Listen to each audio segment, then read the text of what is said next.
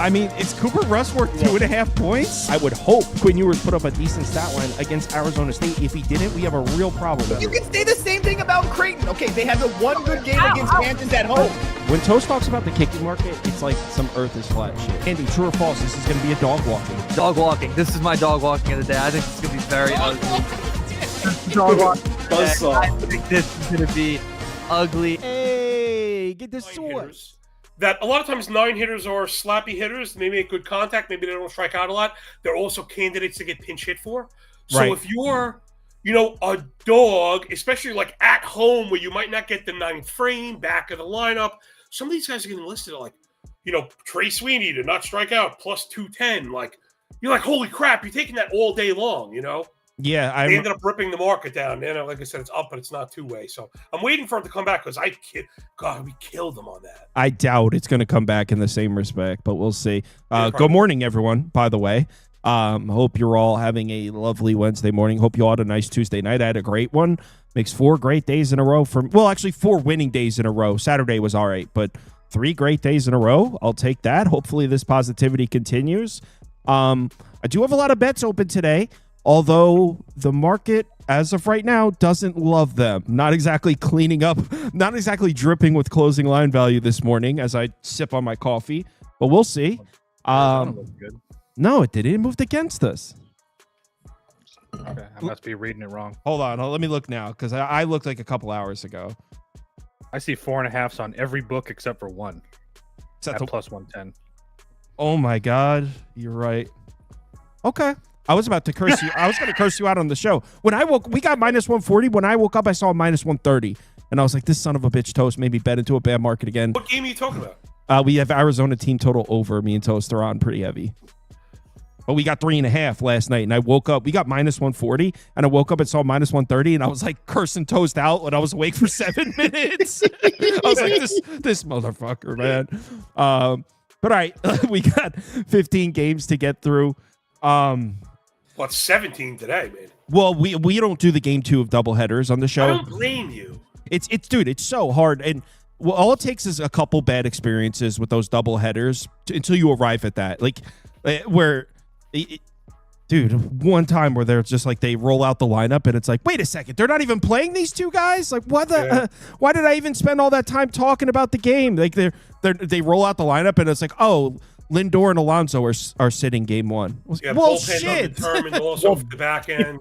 It's the bullpen where it's like they'll have a fresh bullpen in game 1 or maybe, but they already have an idea of who they're going to pitch in game 2. So they don't use these bullpen arms, even though they're available because they have a plan for game 2 already. I don't want to deal with it. It just happened. I knew a couple old fashioned guys that would go the other way to avoid the doubleheader sweep, but I couldn't find anything there. Like I that to me is like a little boomer style. I couldn't back that up, so I don't really do that. But I do know people, especially at home. If a home team drops game 1, they'll almost blind bet the night game. I feel like the price accounts for that though. Yes, 100%. Yeah, I can't back into that. I can't get into that. It's not like you're going to get like a plus 100 on a team that just lost game 1. No, I mean, even if the White Sox drop game 1, they're only like plus 120 in game 2. It's like, Jesus.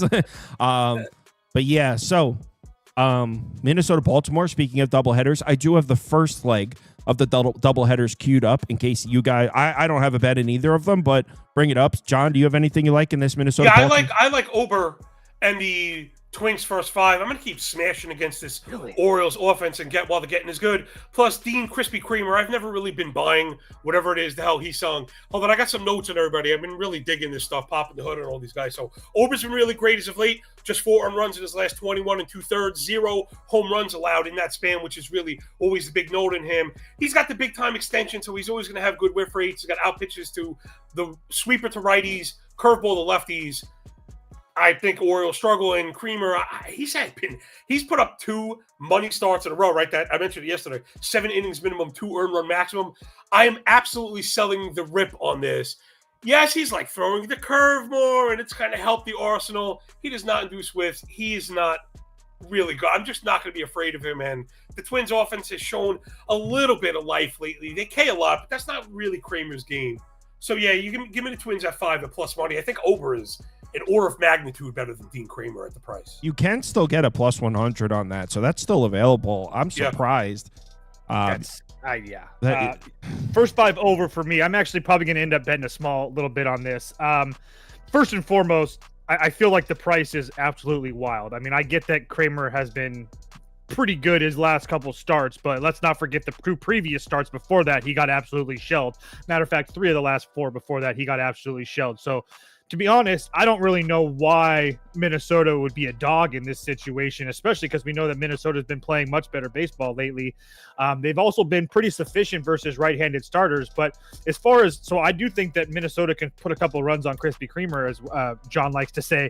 But as far as Bailey Ober's concerned, I like Baltimore to put a couple on him. I mean, I know that I sound probably stupid saying that with this Baltimore offense, but I mean, you have everything that you want. You have Baltimore at home. You have Bailey Ober, who's a right-handed pitcher who struggles with lefty bats. And if Jackson Holiday turns out to be a decent Major League Baseball player and he continues to hit leadoff and stuff, you're going to have a pocket of 5 lefties up there to start.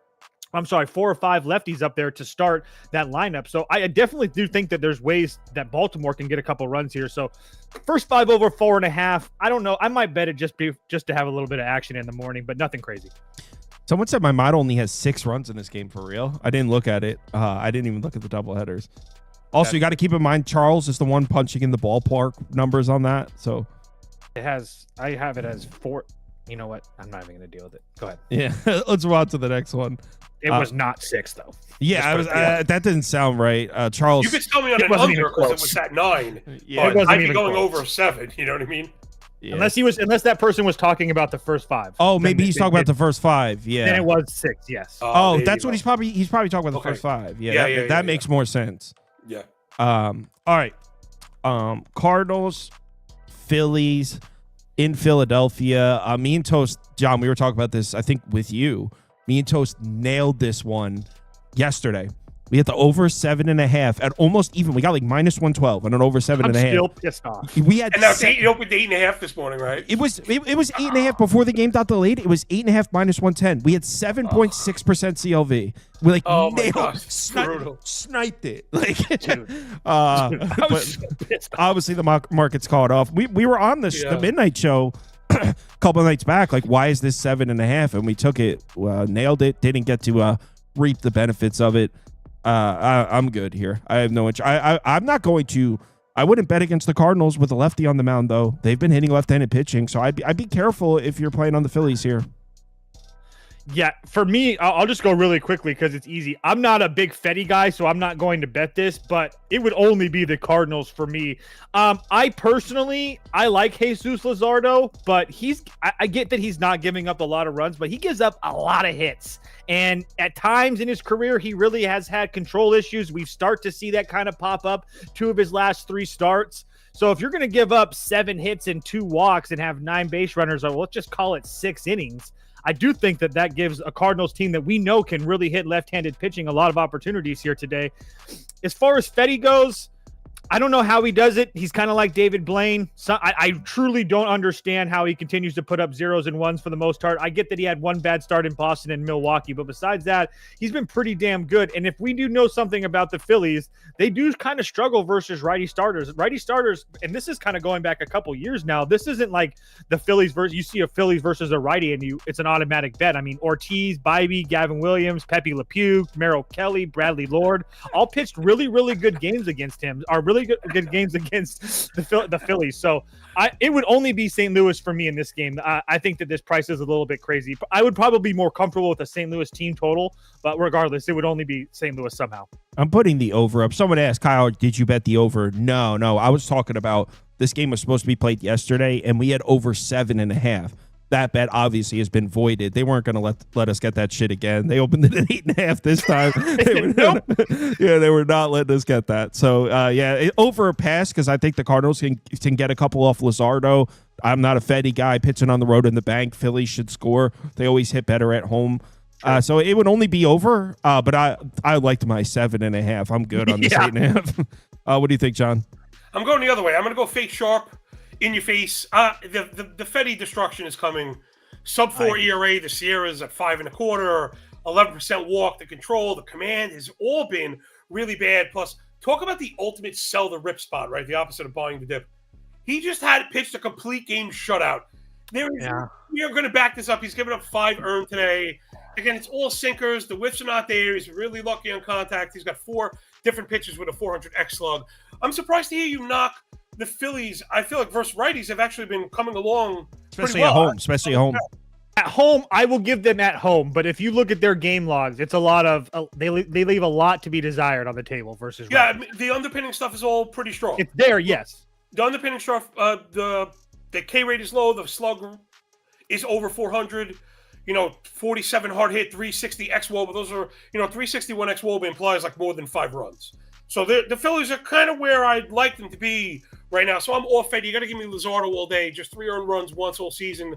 Again, all the sexy spreadsheet stuff. The velo's up on the 4-seamer. Took the whiff rate with it. The sweeper is devastating. The change-up to righties, the slide into righties has all been really good. I get it. The Cardinals offense, I always have trouble with them because they are like the lunch pail team.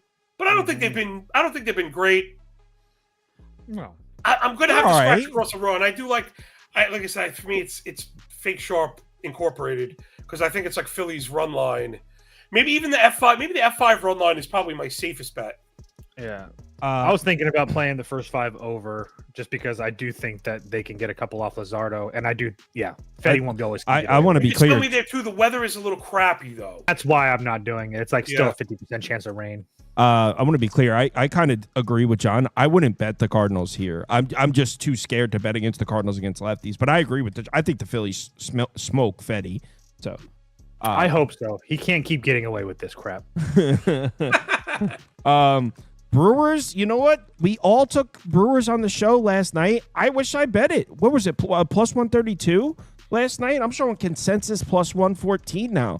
So you say what you want about the Brewers. They've been legitimately the worst lineup in baseball. Not one of the worst lineups in baseball. They've been the worst lineup in baseball in the last 2 weeks.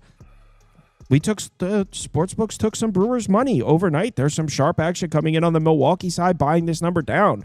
Take that and do what you will with that information. But some sharp action came in on the Milwaukee side. Dude, Milwaukee's down to like minus 105. Why didn't I bet that? I mean, it's so nice to be holding a plus 130 right now. Yeah. Well, I mean, I won't bet it now. In fact, like I'm thinking it might be getting close to a playable territory for Cleveland. What do you think, John? I kind of helped shove this line towards Milwaukee when we modeled out this morning.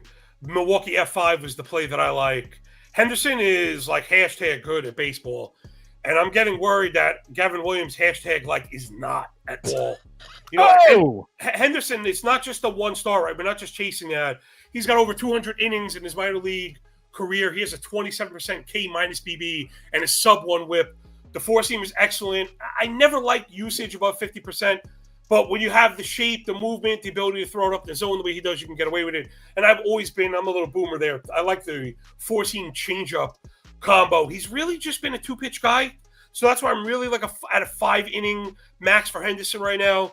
And Gavin Williams, man, I was kind of high on him coming into the season, to be fair, for fantasy. It's starting to fall off. He keeps forcing the 4-seamer. Yes, like you throw it hard, but it gets hit. Consistently gets hit hard. He throws it more than 50% of the time. So hitters are sitting dead red. That's going to have to be our saving grace for Milwaukee to scratch a run. But the control for Williams has been terrible. He's walked, 9 batters in his last 2 games. He's not spotting the curveball, despite the sweeper being a pretty good pitch. I know the Milwaukee offense is atrocious. Yo, Kyle, you are not exaggerating. Bad. Last 7 days, we're over 200 plate appearances. It's a 46 WRC plus. They're basically dead last across the board. That said, Cleveland's not been great. So maybe we get a 1-0 here, but you're right. I don't think we're going to kill Williams. Well, but maybe we get him 2-0, 2-1. Well, Milwaukee at $5. That's the saving grace here if you plan on betting Milwaukee. And like Toe said, I mean, Cleveland's down to minus 118 on a couple sports books. So if you like Cleveland, wait it out. Wait another hour. You might get a minus 115 before this game starts, truly. So yeah, if you're looking to bet Milwaukee, number one, you probably missed the number. But number two, your saving grace would be, yes, the Brewers have been one of the worst lineups in baseball, but Cleveland's been one of the worst home lineups in baseball all year. This team doesn't score. They don't score runs in their own ballpark. I think they're like 29th in WRC plus and at home. They were very good last year, right? Yes. Were they really good at home? I think they were the best home team in baseball last year. Yeah, one of them for sure. That's where I was leaning towards. Yep. Well, that also there's a few things that have just done a complete 180 from last year. Cleveland's not scoring runs at home. Wrigley leads the MLB in ROI home overs.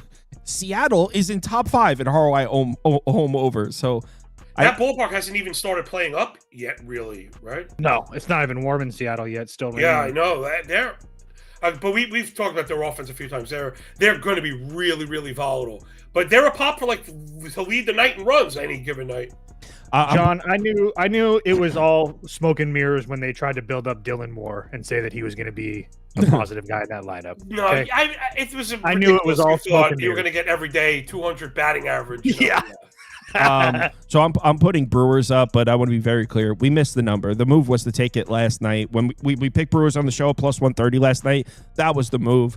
It's now down to close to plus 100. I'm good. What do you think, Toast? Same thing. If you really, I was going to say if you really wanted to bet the Brewers in the first 5 because you can still get plus 100. But I wouldn't even do that because I still think that if you're going to play the Brewers, you want that bullpen edge because you're not probably going to have Clase or Gaddis.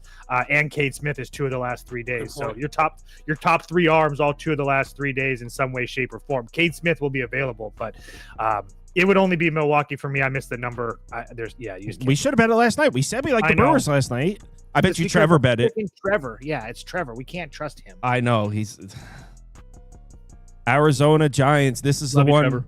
This is the game where I woke up, checked, and saw I lost a couple cents. I was cursing Toast out while my coffee was brewing. But he came through because he's right. It's now at 4.5 across the board. So it looks like the market did like our wager here, Toast. John, we are both on Arizona team total over. Now, I don't know if you saw, Toast, the rest of the game didn't exactly play out the way we planned. The Giants did not have to use Miller or Walker. So they'll still have him, but you got Jordan Hicks coming off a decent start. He throws with his right hand, gets a bunch of lefties in the Arizona lineup. The Giants bullpen has not been in good shape, and even if it has been, it hasn't been good. Yeah, I didn't understand why they were giving us a 3.5. So yeah, I don't think you can get this anymore. But we're both on Arizona team total over. Arizona's 4.5. The Giants are still at 3.5. We're pretty much in line because I'm printed heavy to the over. It was a flat 8 though. That was the number that we're really looking for. I know it's starting to gyrate a little bit towards 8.5. This one we got the big weather signal, wind blowing out like 13, 50 miles an hour. Out to left center, not great for Erod, who pitches up in the zone, gives up a lot of fly balls. The Giants have also, they're not like lefty killers, but they've hit lefties, and they have a couple guys that hit lefties well. You know, your Ramos and your Chapman, both those guys pull lefties pretty well. And I don't think that the pitching notes on either one of these guys are really strong. Erod's walking guys again. That's always kind of nerve-wracking. He's had 7 walks his last 2 games.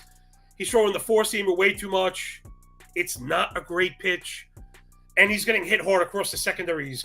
Cutter, slider, and changeup plus 520 X-Lug. That's kind of outrageous.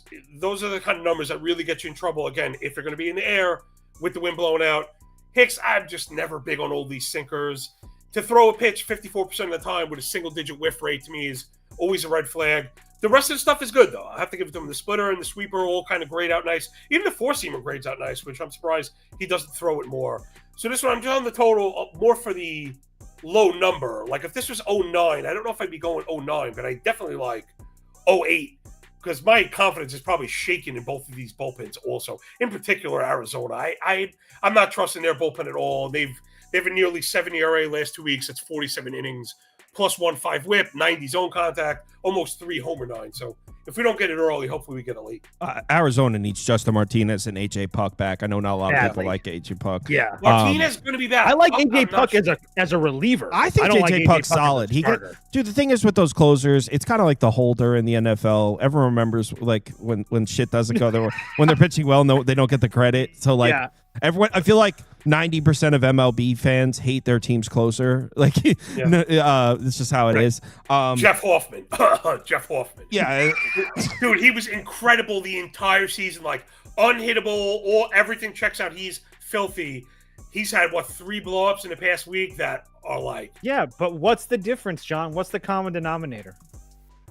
In Philadelphia, he wasn't a closer. Now he's being asked to close games. He's supposed to be the guy now. The lights are too bright for Jeff. Lights are too bright. So, at the beginning of the year, he didn't shrink. He was great. But that's what happens. Couple 3-run homers will wreck that ERA. I just wanted to say, really, I can't really add much as far as the Snakes number, but Hicks does struggle with lefty bats a lot more than he struggles with righty bats, which is obviously huge when that comes into play with Arizona.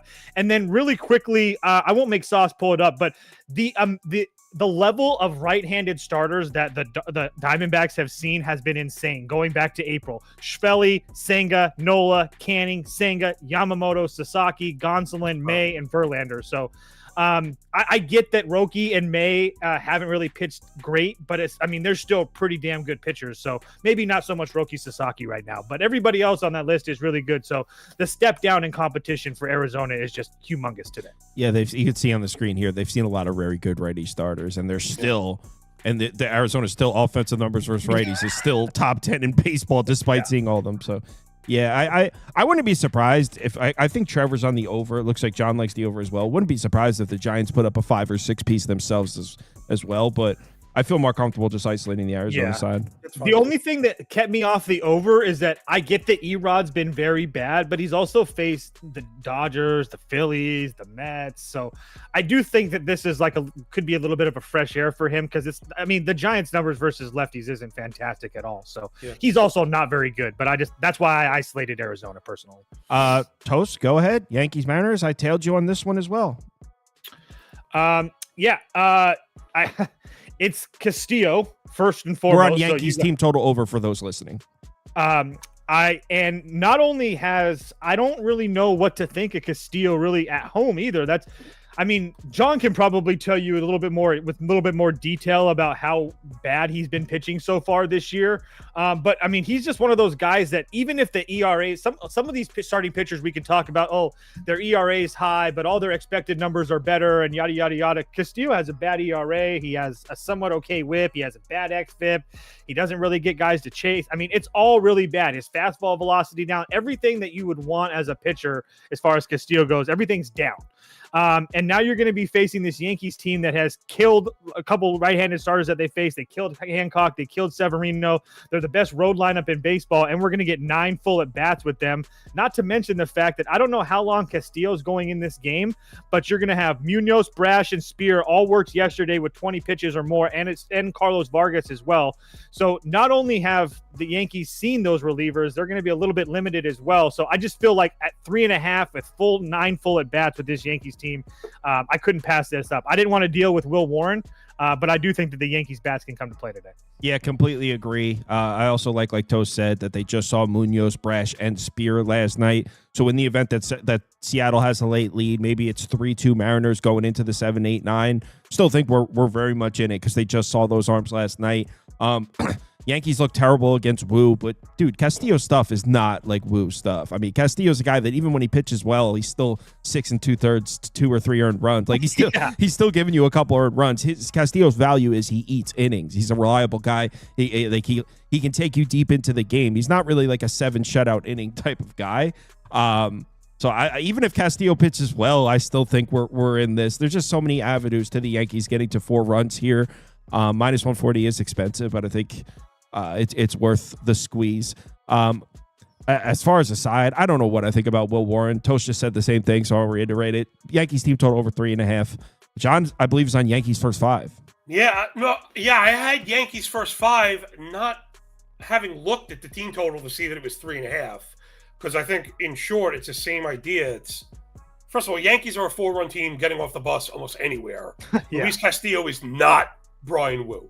I wish we had bet that yesterday. We laid out, again, the Yankees offense is good, but they do get shoved around by great pitchers. Brian Wu is one of those guys while his arm is attached to his body. I did bet that yesterday, man. Mariners money line, full unit on that. Good job. Yeah, I like the first. Either way, I do still like the Yankees first 5 because at minus 119, you don't get that often.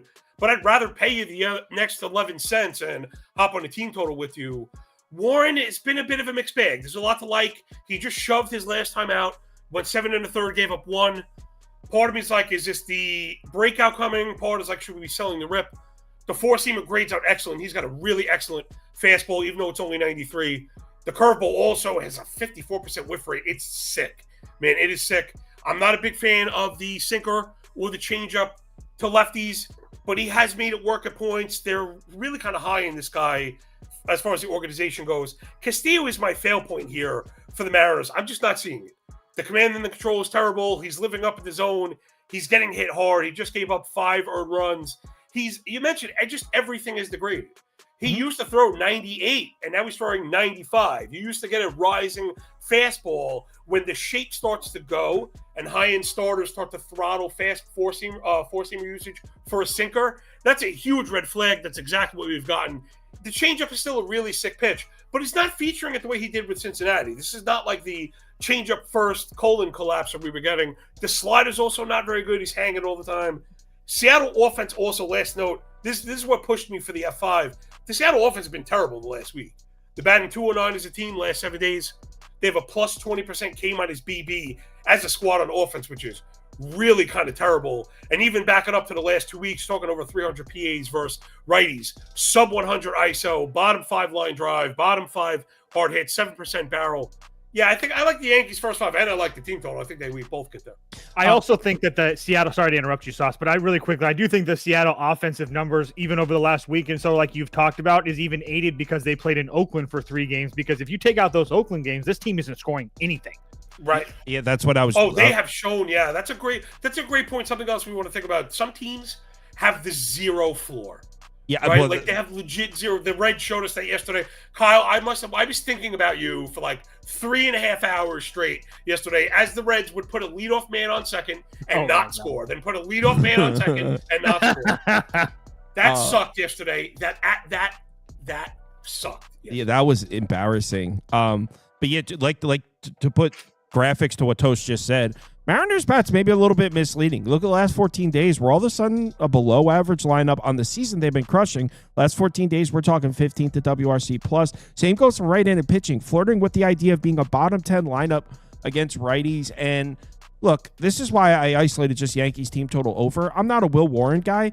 He looked freaking elite on the road in Sacramento, a AAA park in his last start. So, look, I wouldn't be surprised if the Mariners hang 7 on Will Warren. If you're on the Mariners, I wouldn't be surprised at all, but also wouldn't be surprised if Will Warren throws himself a good game. So, also, I'm not trying to defend Will Warren, but I mean, his 2 bad starts were Baltimore, who obviously we know can get to right-handed pitching, and Tampa, a team who had already seen him. And then I think his second start on the Pittsburgh start wasn't great, but I know that the numbers for Will Warren aren't great. I'm not trying to go bad, but I do think that he's been better than what the numbers have shown.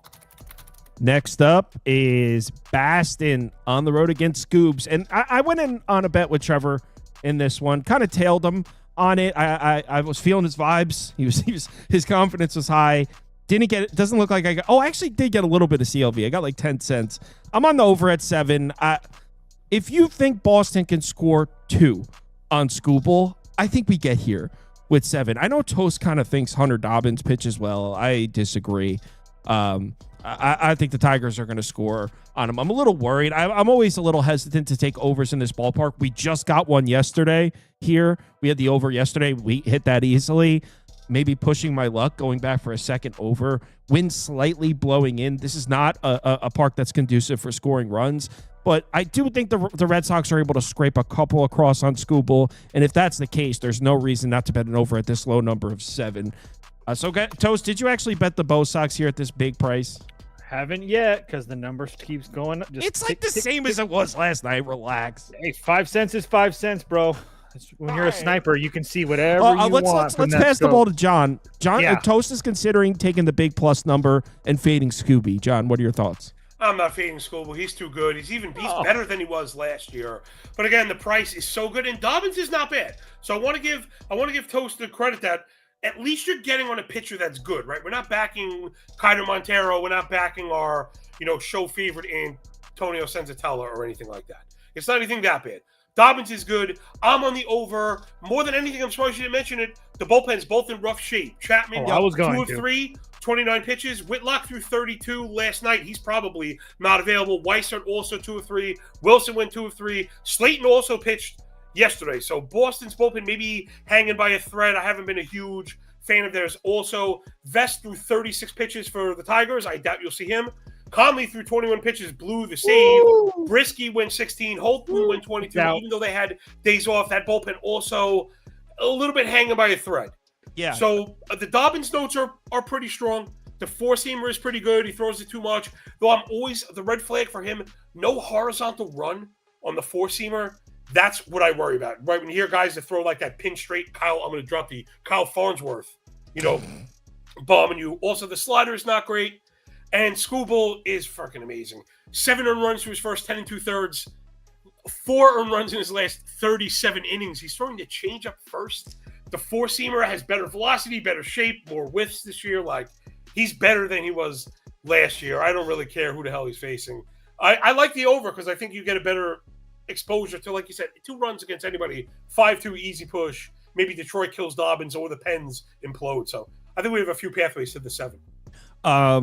Toast, there are a few people in the comments. D. Williams, this is Bailey. They're Bailey considering known Sharp. This is Bailey, known Sharp. So go ahead. I'll put it up. Yeah. I'm really, really considering betting this, guys. This isn't me trying to be fake sharp and stuff like that and try to tell you that Skubal isn't good or anything like that. That has nothing to do with it. But I do feel like Boston can hit left-handed pitching. They have so far this year. Again, maybe it was a little bit slow to start, but their last 3 lefty starters they've seen, Cole Reagans, Logan Allen, Martin Perez. Obviously, Martin Perez not good, but Logan Allen and Cole Reagans is definitely good. But those 3 starters in just over 13 innings, they put up 15 runs. They put up over 20-some hits. So again, none of those guys are Skubal. Reagans is up there with Skubal, but he's definitely not Skubal, and not even close in my opinion. But I do think that you have a Red Sox team that has not only scored the last few nights, but has been shown that they're capable of hitting left-handed pitching. It's the question of, for me, it's more of a question of what I get from Hunter Dobbins. So I get that the Tigers have been really, really good. I don't know if they're going to continue to be this good. It's not like the righty starters that they've seen. It's not like they're seeing like the upper echelon of righty starters. Obviously, Dobbins isn't that. But the Tigers got to Tanner Houck and Kokonowitz and Dean Kramer, but Eovaldi, DeGrom, Kyle Hendricks, Soriano, Gusto, Blanco, all pitched somewhat decent. I guess the Blanco start wasn't fantastic, but my point is that again, you're paying minus 200 for what a game, and I think that is maybe it's not a coin flip, but it's pretty much close to that at the end of this game with the way that they just talked about these bullpens. So I just feel like this, even if it's like a 1 or a 2 run game in the 7th, 8th, and 9th inning, I do feel like Boston's still alive in this game. I know that sounds crazy, but again, we're getting plus 190 essentially on our money. So probably a good chance I make a small bet on Boston here today. I know that it sounds crazy, but you also know that I love to fade the world, and the world loves to bet them some Scooby on Scooby. Yeah, Day. no so shit. Hate to see it. On a getaway day. You know, I have to do this, right? Like, I have to play it. These messages were brought to you by Fake Sharp Incorporated. There was like 15 requests for the I don't care what you do. It's like 15 requests for the button, bro. The button's catching on. Like, as soon as someone says like an underdog that the comments doesn't like, it's like button. Like, that's what I didn't do. God damn it. Oh man, another one. I should have bet this. This is minus 160 now. Wow.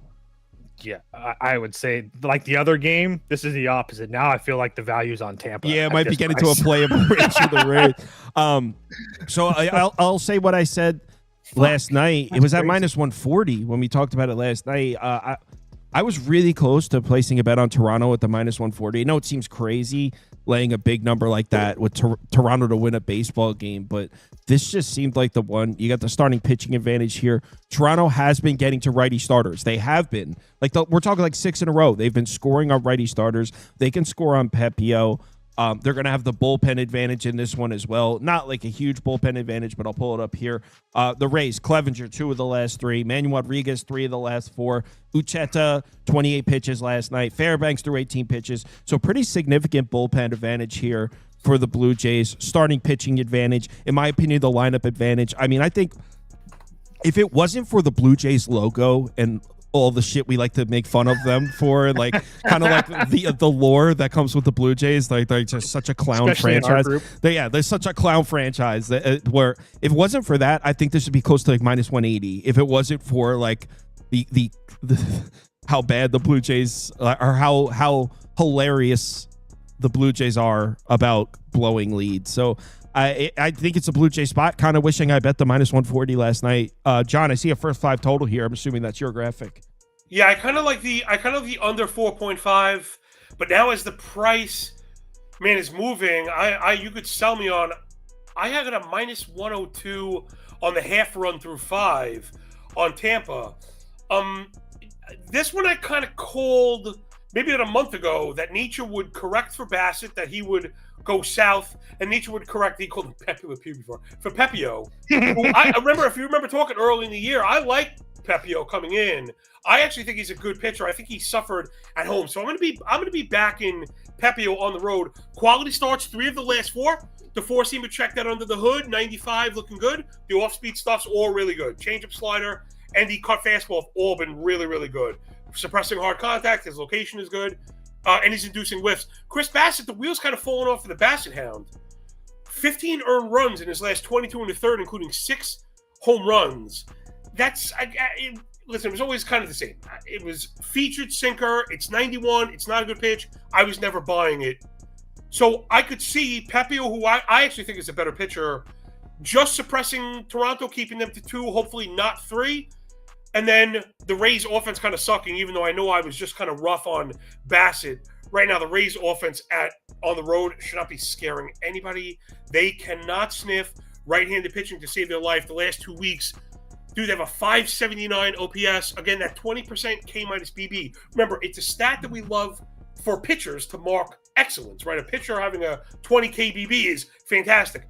A team offense having a 20 KBB is atrocious. How you can't survive that way, and then it's dribbled into everything else. Bottom 3 hard hits, sub 4% barrel, a 275 xWOBA probably implies like 3 runs across 9 innings, if that. So I don't think there's gonna be a lot of scoring in this one. But man, if the price keeps moving, you could get me to get the run with Pepio on the road. I think the Blue Jays are going to score, man. I don't know. The offense is good. The offense has been good. No. They've been good. They've been good. I honestly think that if you felt like you really wanted to play Toronto, I might even play minus 1.5 for a plus, or for a half unit at plus 140. Dude. I'm just saying, this total. I mean, the total's moving up to 8.5. Moving up to 8.5 in some spots, and I do feel like this is a really good buy low spot on Bassett, who we know that don't really want to trust him on the road. You can kind of trust him a little bit more at home. And you've seen it. I mean, all of his starts this year have been on the road except for 2. He pitched really well against Atlanta at home.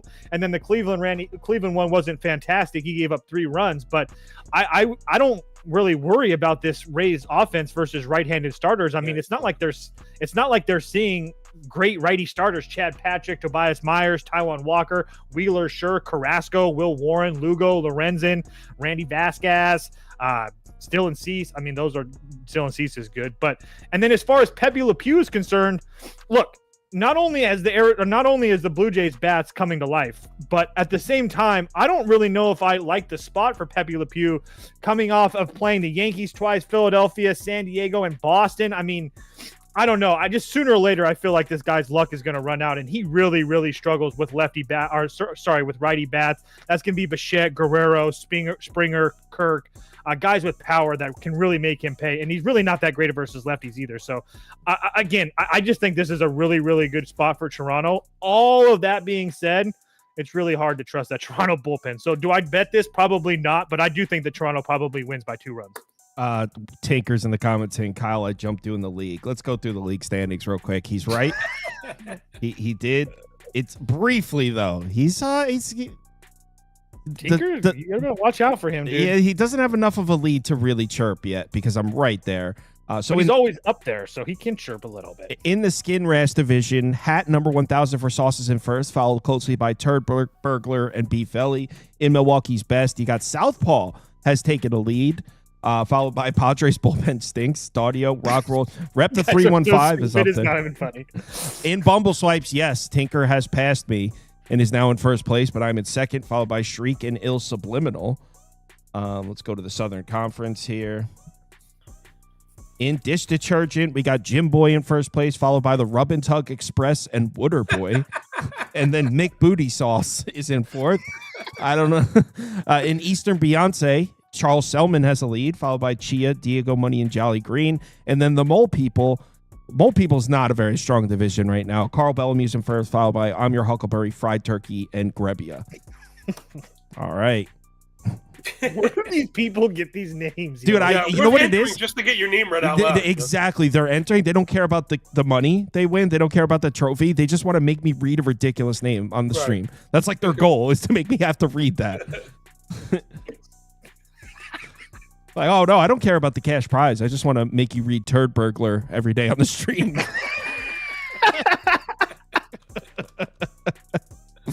All right, Pirates, Mets at Citi Field. So, John, what do you think about this? This is what I said last night. I said, if I was to bet this one, I would live bet the Pirates if losing, because the Mets bullpen is taxed. And I'm not saying you bet the Pirates to come back and win. I want to be very clear. I'm not saying bet the Pirates to come back and win. I'm saying if the Mets jump out to a 3-0 lead and I could get like a Pirates plus 3.5 at plus 125, I'm taking it. Because the Pirates have the advantage in the late innings. Again, I don't think the Pirates can come back and win because they're just too much of a trash franchise. But I do think they could get a run or two across against the Mets second unit arms there. So this is my ideal world. The Mets jump out to an early 3-0 lead, and I get like a Pirates plus 4.5 minus 120, and I'm hitting. Screenshot the bullpen so they can see it. Oh yeah. I'll bring the bullpen up. Yeah, because I think that'll put a lot of context into what you're saying. Yeah. I think we're in line. I think I didn't bet anything in this one, but I would like Mets F5 to cover because I think home shoves falter. I'm probably under the 4.5 also because Falter's actually been surprisingly good. Like, I'm not really buying everything, but he's been surprisingly good. He's got great extension, and that really always helps the fastball. You've seen the whiffs kind of increase on that. Holmes has been excellent. More like as we get deeper into the season and he kind of gets acclimated to starting. And man, you mentioned the bullpen. I guess you have it up. I'm looking at my screen, and Diaz 3 or 4. I doubt you see him. No way. Static 2 or 3. Garrett 2 or 3. Yeah, the Mets bullpen. Garrett. Yeah, no way. I don't think you're going to see I don't think you're going to see. You're going to see Budo throw a couple innings. You're going to see Cabrera, maybe Brazuban. And the Pirates can score 1 or 2. And so I'm looking for a 3-0 Mets lead, a Pirates plus 4.5 live. But man, you're holding out hope. Pirates have 13 runs in the past 7 days. I know. Sub 600 OPS, sub 100 ISO. They K too much. The ball's in the ground. 256 WOBA. Again, this is like a 2.5 run team right now. There again, I didn't see the news yet. I think they called O'Neal Cruz day to day. He's a very important piece in an already terrible lineup. Like, without him, anyone competing for the worst lineup has to make room for the Pirates. So it's going to be hard to ask for anything from them. Should we go back to the well with the Mets run line? It's going to be hard to cover again. I think I like the F5 run line to avoid that bullpen situation you mentioned. Toast has minus 170. I would never pay that. I would never pay minus 170 for a half run in N5. It's expensive. Toast has a bet in this game, and I was preparing graphics for the show, and I was looking at this bet. How do you place a bet like this and look yourself in the mirror? Like, how do you look your wife in the face? Is Alicia embarrassed? I don't know. She's at work already. How do you look yourself in the face with a donkey first 5 money line parlay like this? Go ahead. I'd be embarrassed to say this on a show, honestly. I'm not embarrassed at all. I'm not embarrassed at all. I don't know what you're talking about. I got plus money on both of these guys. Dude, I feel like I should send a Facebook message to Alicia and be like, I'm sorry, he's going through something. Don't mind that bet. She'd be like, oh, Kyle sent me something? Like, yeah, no, she'd probably be like, yeah, it was a shitty bet. Yeah, this fucking guy, dude. Try raising kids with him. But no, in all seriousness, Kyle hit the nose on the head with Clay Holmes almost a month ago. That start in Minnesota, and we've harped on this a couple of times on this show, but he was dead serious. Ever since that 5th inning, I think it was in Minnesota, when Clay Holmes got through that situation, he's almost been unhittable. I guess the Cardinals got to him for a little bit over 6 innings, but I mean, he's been really, really good. And again, like John mentioned, if you don't have O'Neal Cruz out here, I don't really know what to do. On top of the fact that the Mets have been really, really good versus left-handed pitching, and Bailey Falter's coming off of 2 home starts that are essentially, like I say, starts of his life, when on the road, he has been an absolute trash can of a pitcher. I will give you the Dodgers are really good, but the Angels aren't, and Cincinnati's not either, and he got smoked by both of those teams as well. So I just need the Mets not to lose the first 5. I don't care what happens in the rest of the game. But are you worried that This Is Bailey, someone who you claimed is a known sharp, is on Pirates' first 5? It sucks. All right, let's move on to the next one, which is White Sox Reds. John, why don't we talk Reds ball? Oh, that sucked, man. He said, That fucking sucked, man. And like lead off doubles. Like, how else do you generate runs if not lead off doubles? One of them, man, was on second, 1 out. I think they walked Espinal, and the runner gets thrown out at third, stealing, or they walked Joe and Espinal. I think that's what it was. And Espinal got thrown out at second, whatever the hell it was. Or Brennan maybe it was, whatever the hell it was. That was so upsetting. Dude, that was just so frustrating. The White Sox are so bad. Lodolo is going to shove today, but I've just lost all faith in this offense. It's over. I've capitulated. They're never going to score again. Like, I'm Charlie Brown. My ass is in the leaves. Like, good grief. I fucking give up. I quit. Davis Martin, he's very blah. He's been really lucky on contact. He's putting tons of runners on base. He doesn't get any whiffs at all. Every single pitch. Wait, John, before you continue, I'm just making sure you're aware it's Pete Rose Day here. If the Reds are not going to hit today, just fold the franchise. They have to hit today. Lodolo, another one of those guys with the big-time split. ERA at home is nearly 7. ERA on the road is below 1.5. Everything pretty much checks out for him. Again, I don't really like the sinker. I would stop throwing it if I were him. But the fastball is really good. That curveball is really, really good. Lodolo should shove the White Sox around, who haven't hit lefties for shit this year. They have a 266 OBP against lefties on the season. I'm like, this is just atrocious. So I guess I like the F5 under and just lean into the crapola, because I don't think I could pay the price for these Reds again, because the offense just gives me no confidence. But I know it didn't happen yesterday. The Reds should get a run line cover. They're not going to, but they should. It would only be Reds -1.5 for Pat. I think Lodolo really deals here. Yeah, me too. It's just a matter of, you guys know I don't love, well, not just me, this isn't unique to me. No one loves laying the 1.5 with the home team. You might not get the bottom of the 9. And it's juiced, bro. Yeah, it's not only is it juiced, it's the home team, and it's the freaking Reds who are just disgusting right now. So I'm not betting this. It's Pete Rose Day for those of you that like. Why are they so bad? Does anyone know why they're so bad? I mean, they've always been streaky, and there's definitely been times, even last year, where we're like, this team sucks, and then the next week they're averaging 8.9 runs a game for a 17 game span. I feel like a sucker, because like I like the hitters on this team. I like Friedel. I like Cruz. I like Hayes. I like Lux. I like Steer. I like Stevenson, and I like McLean. Don't you rattle off freaking 6 guys? Like, I don't understand where the offense is. Yeah, it'll come and around. And the best ballpark. Like, if you're not doing it here, it's not happening for you. It'll come around. It's just, it's not there right now. Toast, do you have anything here on Pete Rose Day?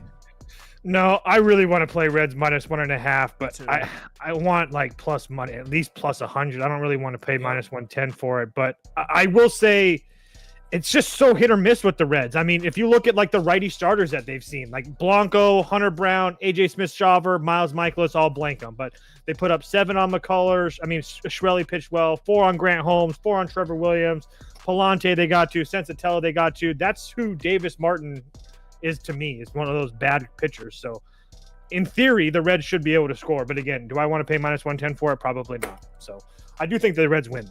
Shocker. Yeah, I'm not. No chance in hell I'm betting that. Tinker, I'm rooting for you, dude. I know you're a diehard Reds fan. Rooting for you, but I did bet this one. I'm rooting for Trevor too, because if Lodolo looks like crap, he'll never hear the end of it from me ever. Yeah, Lodolo better deal. He's maybe he turned the corner on his season. We'll find out. I bet this one, and I'm not gonna lie, I think I'm on the right side here. I didn't get a ton of CLV or anything. I got a plus 145. It's now plus 140. I'm on the Nats in this one. And remember what I was talking about last night? I'll bring it up again for those of you that didn't see it. I'm pretty much isolating a couple things. I don't think Mitchell Parker's nearly as bad as perceived. I'm not going to tell you Mitchell Parker's a great lefty starter, but I don't think he's that bad. 1 second. Yes, he had back-to-back terrible starts here against St. Louis and Cincinnati. Well, I'm sorry, 3 bad starts in a row. Before that, he had some really nice-looking starts. Remember, earlier in the year, Mitchell Parker looks great. So we're talking about 3 bad starts in a row. Now he pitches against the Braves, and I have to ask you, what have the Braves done against lefty starters this year or left-handed pitching in general to make you believe in them? Let's go on their year-long numbers. Braves against lefties. In the last 2 weeks, they're one of the worst lineups in baseball against left-handed pitching. On the season, bottom 6. They're 25th in WRC plus against lefties this year. So this lineup has not been good against left-handed pitching. And if you isolate just the starting pitchers they've seen, here they are. Here are all the lefties that have started a game against the Braves this year. They didn't get to Heaney. They didn't get to Falter. They didn't get to Lodolo. They didn't get to Abbott. Steven Matz pitched. I mean, I think this is a relief appearance, if we're being honest. They got to Easton Lucas on April 14th, and this is a day that will live in infamy because it's the only time the Braves have hit a lefty starter this entire goddamn season. Other than that, they haven't touched any of these guys. So the Braves have gotten to 1 lefty starter this entire season. Now, the counter argument to that, they haven't seen a ton. You're looking at the list. These are all the lefty starters that the Braves have seen all year. But Mitchell Parker coming off a few bad starts, maybe a buy low on Mitchell Parker. The Braves haven't sold me as far as their ability to hit left-handed pitching. And by the way, didn't even mention it. On the other side, we're talking about Bryce Elder, the human pitching machine, pitching against a bunch of lefties in the Nats lineup. Braves bullpen is also on the tax side. Not that I would ever say the Nationals have the bullpen advantage in any situation ever, but the Braves bullpen is a little vulnerable. So in the event that the Braves do have a late lead, we should still be alive. That's up, plus 145. John, what do you think? Yeah, you got me. I'll ride with you through the 5th inning. Give me Nats first 5. I can't back this Nats bullpen. I don't care about the I don't want to say I don't care that they're taxed. Yes, the Braves bullpen is taxed. Iglesias 2 out of 3, and he threw a ton of pitches on Monday. He was off last night. So Dylan Lee last night 2 out of 3. Hernandez 2 out of 4. He was off last night. I just can't back the Nats bullpen. I would like to throw a little bit of love at Mitchell Parker. I think we're in a very good buy the dip spot for him. The strikeout stuff is not great, but he's very good at suppressing contact. He keeps the ball down. He's been really kind of unlucky. He's a 66 left on base. That's going to correct with the underpinning stuff. He also has 3+ pitches, and not a lot of starters can lay claim to that. You know, the splitter, the curve, and the slider are they're legit plus pitches. Sub 300 X slug, plus 28 whiff. Those are plus pitches. He falls in love with the 4-seamer a little bit too much, but I think that's where the, Braves offense hopefully bails us out. They haven't done crap. And even with all the split stuff, because it's not to argue because it's all correct, they haven't even been good last 7. So that's something, again, you don't want to just wet yourself to L7. But if you think a team is talented and they're starting to hit, maybe you're saying, okay, maybe they're cresting up. Maybe they're starting to see the ball well. Someone got healthy or in a good spot. It's just been awful. The Braves have been sputtering, and it's kind of breaking. So I don't think Elder is good at all. He's got 3 quality starts in the last 4. I'm totally waiting for the wheels to fall off. He's been really lucky across the board as far as Arsenal stuff goes. I'm not buying what Elder's selling. I don't love the Nats offense, to be honest, either, but I still think they could get Parker a run through 5. It seems like I have a Nationals team total over graphic here. I'm assuming that belongs to Toast.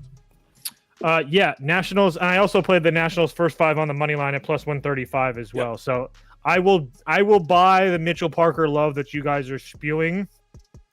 He did let me down last time I bet him against St. Louis, but because I was trying to buying the dip before St. Louis, but I guess obviously it wasn't really there. But to Mitchell Parker's credit, I will say that 2 of the last 3, St. Louis and New York, both killed lefties, unlike Atlanta. Atlanta almost 1,200 plate appearances, I think, versus right-handed pitching. I think around 400 versus lefty pitching. So really haven't seen a lot of lefty pitching at all so far this year. Bryce Elder versus a whole bunch of lefties in a Nats lineup that, I mean, I trust them in a game versus Atlanta to put some runs up. So, and then they already mentioned the bullpen. So I just thought it was a little bit too small of a price for the Nats getting a full 9 at-bats here. So I also played on the money line as well. But yeah.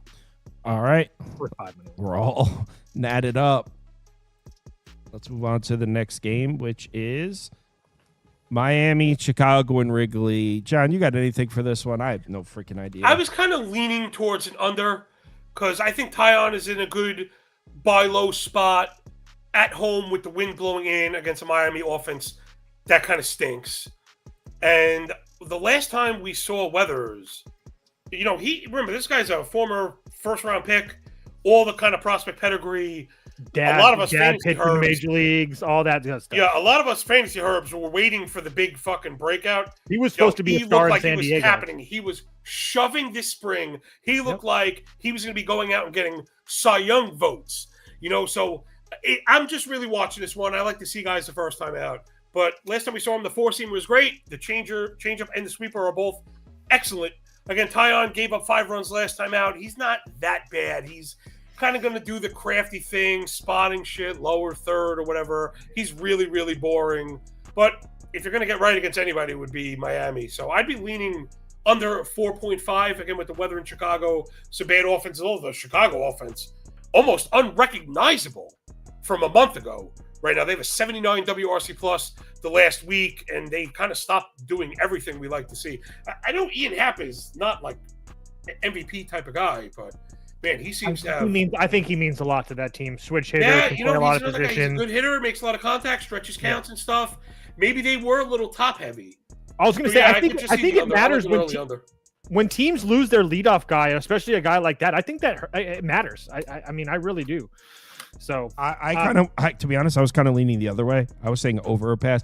I know it's a road getaway day for the Marlins, but they've lost 3 in a row of those now. So. I know, that's why I was. Ouch! Oh no. Yeah, the magic might be over there. No, she's gone. This is a pass for me. Yeah, I really, regardless of the road getaway day, I'm not going to do it, but I do want to bet Miami here.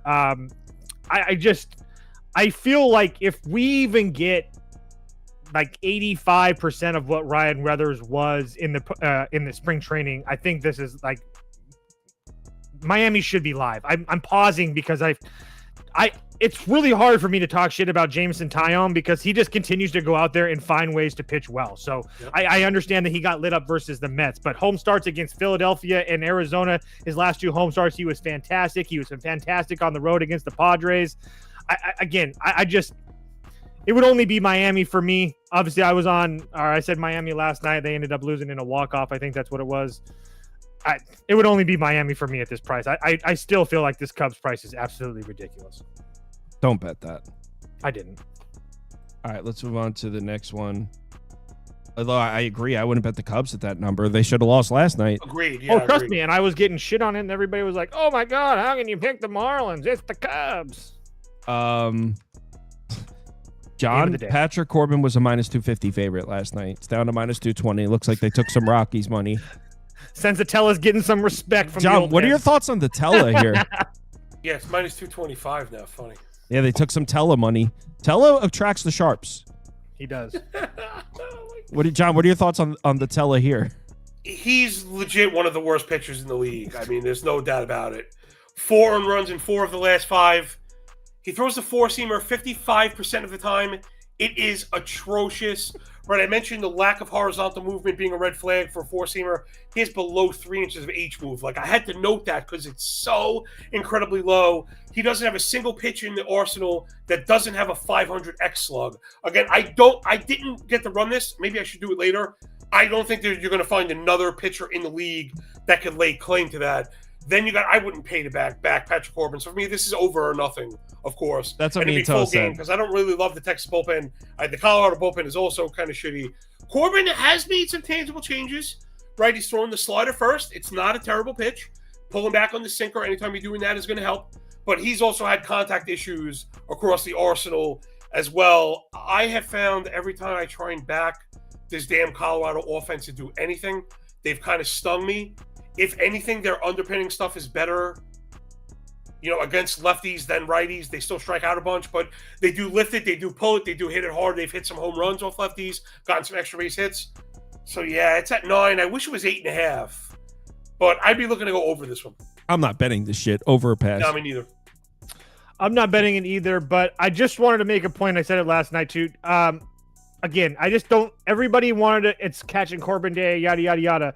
He's been pitching really well, and like I said last night, I've said a couple times, I do think that him being out of Washington in that contract in that situation is huge weight off of his shoulders, Dude, and it doesn't surprise me. They were the Nats were just letting him out to die every single time. It doesn't surprise me at and all. That that he's ballpark pitching is well. a good hitting environment in the summertime too, so it was terrible. For Yeah, I wanted him on the Padres. Everybody thought I was crazy. All right, let's move on. I did bet this next game. I got 2 more bets left, so I bet 2 of the last 3. I got a minus 132 with Houston. I think this is a good spot to play the Astros. So I know that despite winning a close one last night, Houston still comes into this one with a more rested bullpen. I trust the Astros bullpen a lot. I even think we might have the starting pitching advantage based on the hype surrounding this kid Gordon, but more so it's a fade of Michael Lorenzen. I've been talking about this. The Astros lineup is hitting. They're hitting at home. They're hitting right-handed pitching. They're hitting left-handed pitching. I know Yordan Alvarez is still out. It hasn't mattered. I know Jose Altuve is also banged up. He's playing, but that hasn't mattered either. I mean, the last 2 weeks, the Astros are a top 10, borderline top 5 lineup in baseball. They're a top 5 home lineup in baseball this year. So this Astros lineup kind of flying under the radar in terms of scoring runs. And I'm not buying the toast voodoo royal shit. They just find ways to win. That's a bunch of bullshit. They lost last night. 7-3 and 15-5. Yeah, dude, just random variance. The Astros, this should be minus 155. I got a minus 132 on Houston. I don't know what to do in this game, guys. You can get Houston minus 120 now on some books. I don't understand. Can't. Yes, you can. I don't understand this. It makes absolutely no sense to me. Yes, Houston is starting a rookie, but he is a lefty. He's one of their higher prospects. I really don't think that he's going to pitch that bad here today at all. And like Kyle said, they have a bullpen, a fully rested bullpen behind him. I just don't really get this price. I don't understand why the number is moved. I fully believe, and I continue to say that. I know Kyle will make fun of me, but the Royals are an enigma. I don't know how they win games. This isn't real life, but somehow they don't score runs and they continue to win games. But yeah, Houston at home and their offense has been kicking up. Again, I don't understand this. I bet Houston last night with Kyle. I'm in with him. I'm just so confused on what's going on. In this He's game. right. There was late steam here. Line moved against me. I woke up and this one moved. Yeah, it was up to minus 140. It moved. They just took some Royals money in the last hour. Yeah. What do you think, John? Probably over 8.5. I don't think anything you guys said was wrong. I just generally struggle to back even good prospects in their first game. And Gordon is that. Colin Gordon is having a fantastic season in the minors. He was way too good to keep down. Lots of strikeouts, no walks, ground balls, a lot of the stuff that you're looking for. That said, just the debut stuff, I generally fade even professionals, coming off of injuries and stuff or getting promoted. The Kansas City bullpen is pretty taxed, so I think I'd be with you on the Houston one. Again, I don't think I could pay juice to back a rookie debut. So with the over 8.5, I think that's where we get Kansas City's bullpen is hanging by a thread today. Yeah, Estevez had the night off, fine, but Urseg 2 days in a row. I don't know if he's pitched 3 days in a row. He's the best arm. Schreiber has pitched 3 days in a row. I doubt he's going to be available. I don't think So you'll the see Royals either of bullpen, them. If you're hanging in for the Astros, just be patient. Yeah. Because if you don't get in early, you may get it late. I wanted to just touch on Lorenzen really quick. He's in a sell-the-rip spot. He just came off of a 7 shutout inning performance. He's not that guy. He's getting hit really hard. He's got like a deep arsenal, so that will help guys that have been around the block a few times, right? If you throw pitch 1 and it's not any good, you go to pitch 2, you kind of go through it, you figure out what 2 or 3 you have that day. That said, I'm not really buying it. I've kind of been liking the Houston offense, which I didn't think I'd be saying after losing Jordan Alvarez, but hard to deny. Last 7 days, top 5 WRC plus. They're getting on. The discipline has all been really good. The Astros are kind of doing Astro things, which is not striking out and pulling everything. They cross the board. They bring in guys that are pull heavy. That's kind of worked, and I think you can get inside on Lorenzen. So I do think Houston wins, but I like the 8.5 a little more safer. Yeah, let me show you the Royals bullpen here. So you got Michael Lorenzen. How many innings are you really expecting him to go? 5? He just went 7, but he's not going 7 in Houston. He's going 7 against who, though? I mean, Boston, Baltimore. I mean, Baltimore, yeah, bad, but Tampa Bay, Colorado, Detroit, I mean, I don't know. Yeah, so how many innings are we expecting Lorenzen to go here? You got Lynch for an inning, and you got Estevez for an inning. You're not going to have Ursack. You're not going to have Schreiber. That means you're going to see a couple of these guys down here in this game. You're going to see Angel Zerpa. He has a 7.20 ERA, throws with his left hand. The Astros have crushed lefties. You might see a guy named Steven Cruz. You might see a guy named Chris Stratton. So there's a 2-inning hole there that needs to be filled with bad arms for Kansas City. Or unreliable arms, I'll say. Unreliable. And a Houston offense at home has been best in baseball over the last month or so, or very close to best in baseball over the last month. Yep. Angels plus 155 on the road against the San Diego Padres. The Padres bullpen blows another one. Luckily, there were some late inning heroics to save them. Luckily, they have the MVP, Fernando Tatis Jr. Thank God. The Padres bullpen blows it. What are your thoughts on the Padres bullpen here, Toast? Are you backing up you're done with the Padres at the best bullpen in baseball, right? You have to back off that take. I do not have to back off that take. This is my dead body. This is a 162 game season. I will not let a 10 game sample size ruin those boys in the San Diego bullpen. Not a chance in hell. That being said, it would only be over in this game personally. For me, but I do think that the San Diego bullpen is going to be a little bit taxed today. I like to say you're going to get the B squad today. Probably going to give Suarez another day off just to think about his actions from the other night, and then Adam and Estrada both back-to-back days as well. Matsui on 2 of the last 3 days as well. So I do feel like the San Diego bullpen's a little bit compromised. Randy Vasquez is on the mound, so you guys know what that means. How many lefties are in the Angels lineup? The answer to that, 1 true lefty, a couple switch hitters at the bottom of that lineup. So I do think that Randy Vasquez should have some success here today. It would only be over for me. Do I actually bet it? Probably not.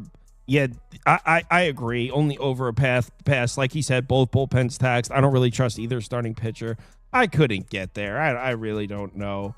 After the heroics the last couple nights, it wouldn't surprise me to see like a 3-1 game either side. Like I could see the Padres losing this game. I truly do. This could be a sleepy game. The only thing that stops me is that it's at night, so that gives a day game.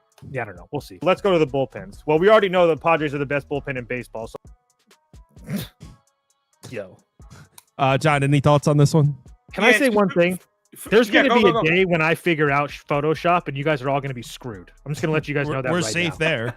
Can't even send an email attachment. True. What do you think? All right, for me, it's over or nothing. Again, I think both of these guys suck. I do see the Vasquez heavy lefty-righty splits. That's it. I don't think it matters. I think the dam breaks on one of these sides. You know, Hendricks, he's on his way out, man. He doesn't induce any whiffs. He's also at a 5.3 ERA and been very lucky as far as contact. The curveball is just a bad pitch. Needs to get scrapped. Vasquez is sitting 90 on the cutter and featuring that pitch. It's not any good. He's also been lucky on contact. You mentioned both of the bullpens are taxed. Suarez had the night off, but he threw 33 pitches. Adam and Estrada are both off back-to-back. That's bad news for them. LA, not much better. Jansen back-to-back, and Zephyr threw 27 pitches last night, so they're going to be hobbled. I don't know. These guys are pretty terrible. This one, we should get lots of runs in this one. You're going to have a hard time selling me on either one of these guys. I was going to say, if I'm up today, I might throw a little half a unit on the over just for fun, but yeah. Hold on. I had one interesting note again. Good luck finding this like ever. You could take both starting pitchers in this game, add their K minus BB together, and it's 0. Like, 2 human starting pitchers in the major leagues combine their K minus BB. We're in the middle of May. It equals 0. It equals 0 because Hendricks is at 4 and Vasquez is at -4. This is cartoonish. This is either over or nothing. Randy's a nibbler. I'm sorry, he's a what? He's a nibbler. He likes to nibble on the edges. I He's don't not a even worry. He's not worried. Randy doesn't worry about walks and stuff like that and whip. He just worries about getting guys out, getting his ground. When you balls. got a That's all Randy 6% swinging strike rate, man, you get up there and you just face the next guy. You know. Yo. He's up there asking, wait a minute, where's the next righty? Oh, lefty, walk him. Yeah, that's exactly what happens. He's just looking at a sheet, waiting for the next righty to come up. Oh, perfect. I can pitch to this guy. Nope, not this guy. Athletics Dodgers. Dodgers -1.5. Looks like we got a little bit of CLV in this one. Unlike the Astros game where moved against us. I bet Dodgers -1.5. It's Yamamoto. Dodgers coming off a game where they were embarrassed. Gunnar Hoglund. Don't really know much about him. Welcome to LA. Get rocked. Dodgers by $1 billion. Yeah, I'll go really quickly and then John can go into it. But Dodgers -1.5 for me. Not only do we have the Dodgers embarrassed last night, Yamamoto was finally embarrassed coming off of his worst start probably in his career, in obviously Major League and in going back to Japan. I mean, he got absolutely tattooed by Arizona. So I have a hard time believing he doesn't just absolutely blank this Oakland team. And the Dodgers have a fully rested bullpen. Excuse me, behind him as well. So it's Dodgers -1.5 for all the marbles. Just want to be clear. So I don't really know much about Gunnar Hoglund. It's not really a blind fade of him. If you watched last night, what I wanted to take was the Athletics team total under, but it was 2.5. So rather than take that, I laid the one. That's what I wanted to do. I wanted to take A's team total under if I could get a 3.5. Dodgers bullpen is rested. Not that it's been great, but it's rested. Yamamoto, I just thought you're going to get 7 out of Yamamoto, 2 innings from the best the Dodgers got in the bullpen. A's are going to be held to 1 or 2 runs. This is a possible. Remember the Cleveland under a half run? Dude, this is a possible goose egg spot. I agree with you, especially off with Yamamoto. I may glance at a price. I may glance at a goose egg you price. Should. I'm curious to see what it would be. Just with how do you line shop an alt line, though? I have no idea. Someone line shop. Where's the best price I can get for the A's under a half run? We could glance at a goose egg. Don, the other night, Sunday Night Baseball, I had a goose egg bet. I don't know if you saw on Twitter. They hang that, or you have to go. How do you find that? Some sports books offer alt lines. Yeah, like DraftKings, they'll do alt lines. So you'll do Sauce did like alt under a half a run for the game for Cleveland plus 800. They got shut out. So I didn't know the dial went down. I didn't know the dial went down to 0. Some of them do. It goes way down. Someone give me a goose egg price. Oh, maybe on the team totals. Yeah, that was a game total. Interesting. Yeah, you know what? As these markets keep getting more and more robust, you have to learn just how to navigate this crap. Well, I don't know if it was necessarily a plus EV bet. I had the Cleveland modeled out at 2.1 runs, and the team total was 3.5 -140. Oh, I found it, by the way. It's 6 plus 650. Oakland to get shut out is plus 650. Yep, someone just said in the comments same time. Plus 680. That's actually a good price considering. I mean, you had 800 with Wheeler. Yeah, I mean, yeah. FanDuel's plus 680. I was gonna say. I mean, you're already up 900. I mean, what's Actually, do you see the SGP I hit in the Pacers game? I don't want to talk about that because I'm pissed off that I missed it. I'm legitimately pissed off that you didn't text me. I tagged everyone in the Discord. What are you talking about? Yeah, I don't want to. I'm not talking about that. Sauce had like a plus 15,000 SGP shared. Didn't even let me know. I tagged everyone in the Discord. How else can I let you know? Oh, in the basketball game? Yeah. Are they a lot of unders? Just out of curiosity. No, I took I like to do the inversely correlated ones. I took Pacers money line. It was like a plus 320 dog parlayed with Donovan Mitchell 35 plus points. See, you do in the NFL, you take a team's money line, then you take the opposing team's quarterback 350 yards because the team, yards, like those. You know what else I found in football too? Because eventually we're going to get there, right? You can go under a receiver's receptions, but over their yards if they're kind of like an all or none kind of guy, like what's his name, Alec Pierce on the Colts. You know, Nico Collins. One of these kind of like deep shot guys. You go under the 4 receptions, but over the 50 yards, and you get a nice boost of those. I'm putting last game. I'm putting a half unit on the goose egg, by the way. All of our analysis kind of lines up, and we go a different pathway because I do think you get the run line. It was a little bit juicy for me. I'm actually under on the F5 also. I think I'm going to bet this one. Okay, so Gunnar Hoglund, hashtag good at baseball. Oh, right? Yeah, that's one of the 100%, things that I've always been very good at because of the detailed kind of granular pitching stuff, being able to pick up on what pitchers are doing underneath the hood and whether or not we think it's sustainable. Hoglund's now 2 starts in, and it's like it's not just legit on the surface, and that's what we want to be careful for. But even all the indicators love him. Again, dude, for your first 2 starts, to just not be walking anybody, 2.3% walk, 32 CSW, The four-seam is 94, so it's good velo. Everything checks out. He's got great shape, great movement, good extension, good spin. He locates it well. Plus, something you'll hear me talk about, something I'm always looking at, especially for young pitchers, an out pitch to both-handed hitters.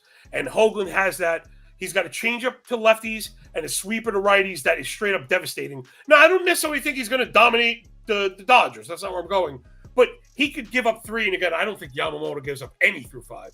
So even if, let's say the A's scratch 1, I think 3-1 through 5, and we're underneath the 4.5. I did just notice, though, I printed a pretty heavy under, and now that total's starting to move. The under 4.5 is like minus 121, which is generally the leading indicator it's going to drop to 4. Yes. So yeah. Go ahead.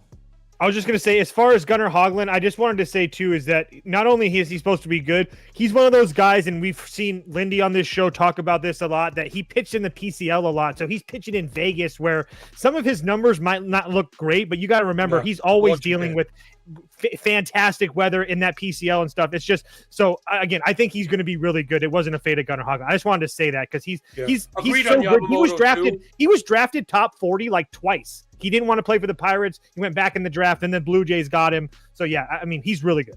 So and Yamamoto, big buy low spot. After that 5 through 5, like you get back on the horse. He's legitimately fantastic. He's the best player. He's the best pitcher. Unbelievable. He's dude. When guys when the cream rises to the top, you and I are always kind of sniffing around that same tree. Yamamoto is legit as good as anybody on a permanent basis. John, where can the folks find your stuff? Follow me on Twitter, John Laghezza. You can see it down there, Laghezza. That'll streamline you to pretty much all my work. Go check out the Substack. But I've been catching some steam lately because it's just all about saving people time. So, all the stuff I quote, it's all formatted, it's all neat, and it's up before you are. It's like, man, how much, for $2 a week to save yourself?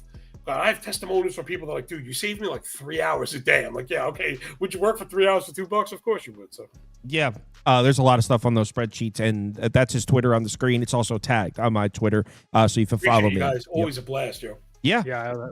Everyone, I'll be back at 4 p.m. to talk some NBA. If you're in the betting league, the deadline is 6 p.m. But if you want to pick some of the early games, make sure you submit earlier. So you can submit up to 6 p.m., but obviously you can't pick a game that already started. So everyone, hit me up.